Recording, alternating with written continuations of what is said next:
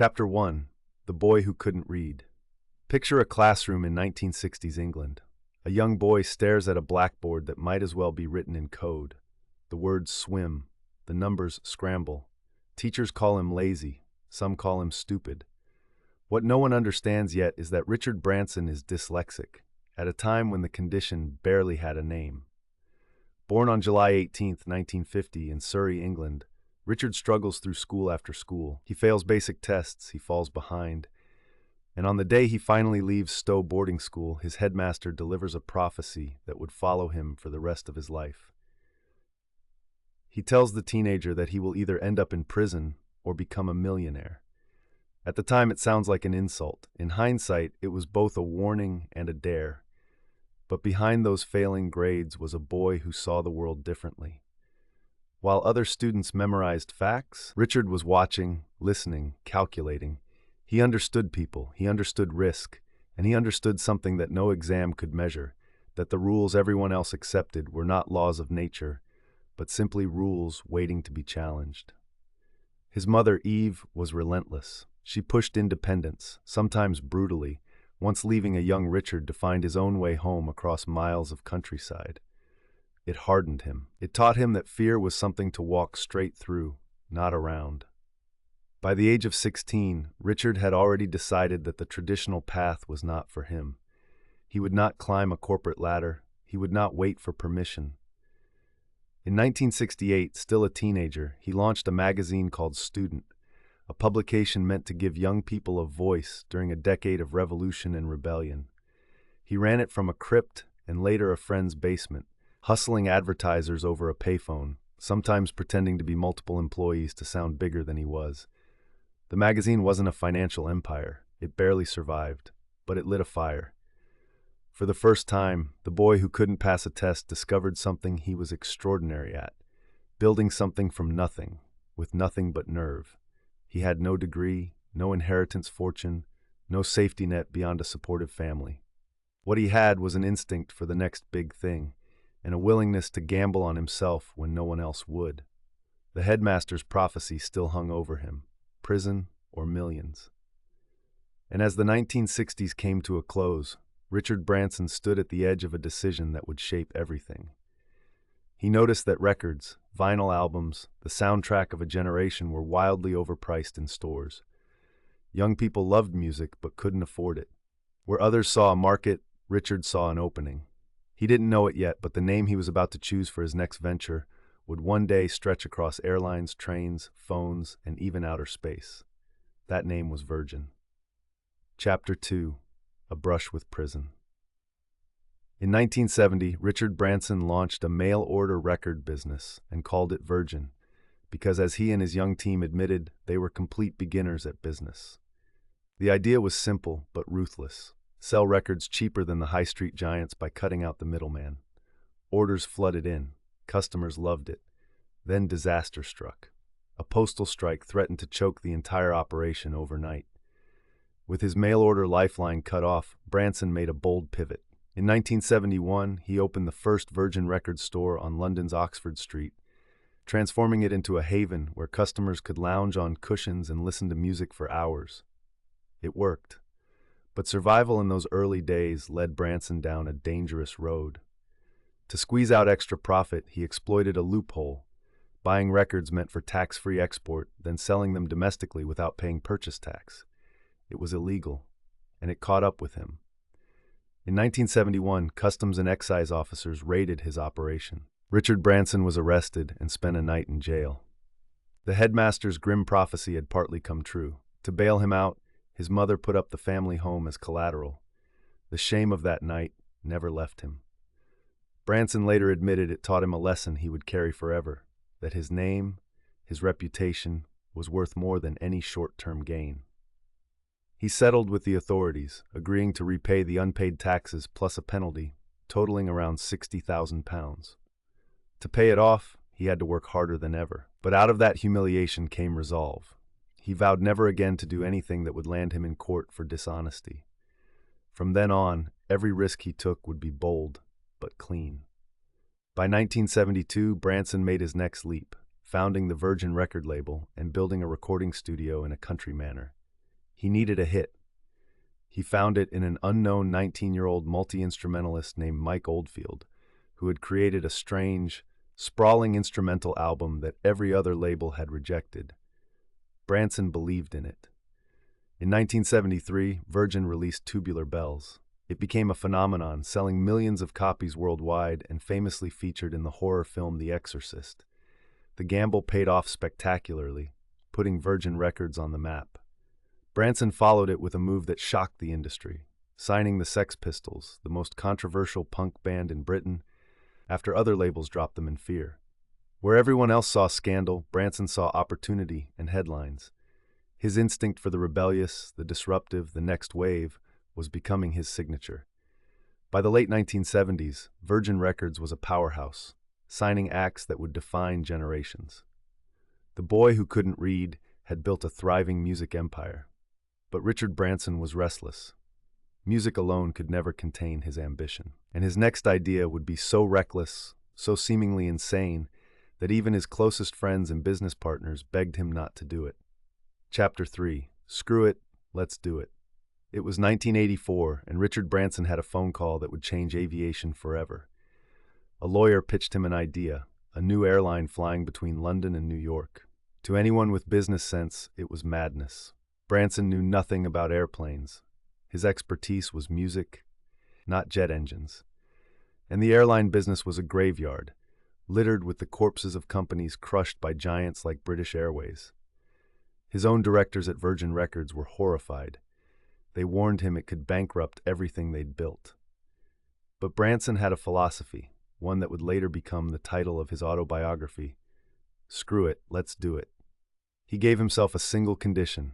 He would try it for 1 year, and if it failed, he could walk away having at least dared. He picked up the phone to Boeing and, astonishingly, leased a single second-hand 747 jumbo jet. He named the company Virgin Atlantic. The man had no aviation background, just nerve and a belief that the major airlines treated passengers terribly, and that he could do it with style, humor, and humanity. The maiden flight in 1984 was pure Branson. Champagne, music, a party in the sky. But beneath the celebration was staggering risk. Virgin Atlantic was a tiny startup challenging some of the most powerful corporations on Earth, and Branson was funding its survival with the cash from his record label. The two businesses were now dangerously chained together. If the airline sank, it could drag the music empire down with it. Branson threw himself into the fight with theatrical genius. He understood that he couldn't outspend British Airways. So he had to outthink them and outcharm them. He turned himself into the brand, performing publicity stunts that grabbed global headlines for free. He pioneered onboard perks competitors couldn't imagine, comfortable seats, entertainment, and a level of personality the stiff legacy carriers couldn't match. Around the same time, Branson chased adventure with the same reckless courage. In 1987, he crossed the Atlantic Ocean in a hot air balloon, the largest ever flown, nearly dying when it crashed. In 1991, he crossed the Pacific. These weren't just thrill-seeking, they were branding on a planetary scale, etching the Virgin name into the public imagination as fearless and unstoppable. But the airline war was getting brutal. British Airways saw Virgin Atlantic not as a quirky upstart, but as a genuine threat to be destroyed.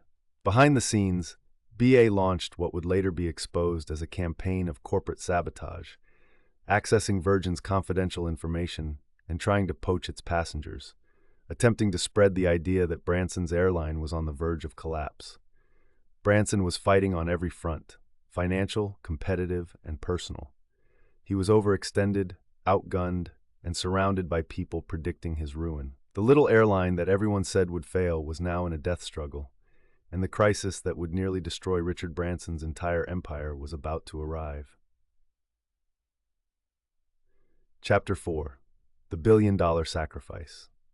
By the early 1990s, Richard Branson was caught in a war he could not afford to lose. British Airways, the dominant force in the skies, was running what became infamous as the Dirty Tricks campaign against Virgin Atlantic. It was corporate warfare at its ugliest, efforts to lure away Virgin's customers and undermine confidence in Branson's airline. Branson fought back the only way a smaller player could. He took British Airways to court for libel. It was a David versus Goliath legal battle, and the world watched. In 1993, Branson won. British Airways was forced to pay damages, around £610,000, and legal costs that ran into millions. In a move that became legend, Branson distributed his share of the winnings among his staff, calling it the BA bonus. It was a stunning vindication. But the victory hid a darker truth. The legal fight had been won, yet the financial war was far from over. Virgin Atlantic was bleeding cash. The recession of the early 1990s, soaring fuel costs, and the brutal economics of aviation had pushed Branson to the edge. His bankers were nervous. The airline he loved was draining money faster than the empire could supply it. And then came the moment that would break his heart. To save Virgin Atlantic, Branson had to sell the one thing he treasured most, Virgin Records. The record label was his first love, his origin, the company built from a basement and a payphone, home to legendary artists. In 1992, he sold Virgin Records to Thorn EMI for around $1 billion. On paper, it was a triumph, a staggering sum that instantly secured the airline's future. But for Branson, it was agony. He has described how, after signing the deal, he ran down the street in tears. He had just become extraordinarily wealthy, and yet he was weeping over what he'd lost. It was a defining moment of his life, the brutal lesson that sometimes you must sacrifice what you love to protect what you believe in. He chose the future over the past. He chose the airline, the gamble, the fight, over the comfort of the empire that had made him. With that $1 billion, Virgin Atlantic survived. The airline that everyone said would fail not only lived, it grew into a respected global carrier, finally beating the giant that had tried to crush it. The pain of that sacrifice forged something in Branson. He emerged leaner, hungrier, and more determined than ever. He had stared down bankruptcy, corporate sabotage, and personal loss, and he was still standing. Most entrepreneurs would have taken the $1 billion and retired to a beach for the rest of their lives. Branson did own an island, but rest was never the plan. The sale didn't end his story. It freed him. With the music empire gone, the Virgin brand was no longer tied to records and airplanes. It could become anything. And Branson was about to bet on industries that no sane investor would touch. Chapter 5. Reaching for the Stars. Stripped of his beloved record label, but armed with capital and a globally recognized brand, Richard Branson did something almost no one expected. Instead of slowing down, he accelerated, turning Virgin into one of the most diverse business empires on Earth. Throughout the 1990s and 2000s, the Virgin name appeared everywhere. Virgin Mobile disrupted the telecom industry. Virgin Trains took on Britain's railways. Virgin Money challenged the banks. There were Virgin Cola, Virgin Megastores, Virgin Active Gyms, dozens upon dozens of ventures. Not all of them succeeded. Virgin Cola tried to take on Coca-Cola and ultimately failed. But Branson lived by a principle he made famous. Business opportunities are like buses. There's always another one coming. Failure, to him, was not a verdict. It was tuition. Then came his most audacious dream of all. In 2004, Branson founded Virgin Galactic, with a goal so bold it sounded like science fiction, to make commercial space travel a reality, to fly ordinary paying customers to the edge of space. Critics scoffed. Space was the domain of governments and superpowers, not a man who'd started with a record shop. But Branson had spent his entire life being told that things were impossible. He had a quote that captured his soul. "My interest in life comes from setting myself huge, apparently unachievable challenges and trying to rise above them." The road to space was littered with heartbreak. The technology was dangerous and unforgiving. In 2014, tragedy struck when Virgin Galactic's Spaceship Two broke apart during a test flight over the Mojave Desert. Co-pilot Michael Alsbury was killed. The crash was a devastating blow, both human and financial. Many believed it would end the entire space program. Critics demanded Branson abandon the reckless dream. But after grieving and investigating, Branson refused to quit. He honored the loss by pushing forward more carefully, more determined to prove that the sacrifice would mean something. For 17 long years, Virgin Galactic poured in money and faced setback after setback, delay after delay.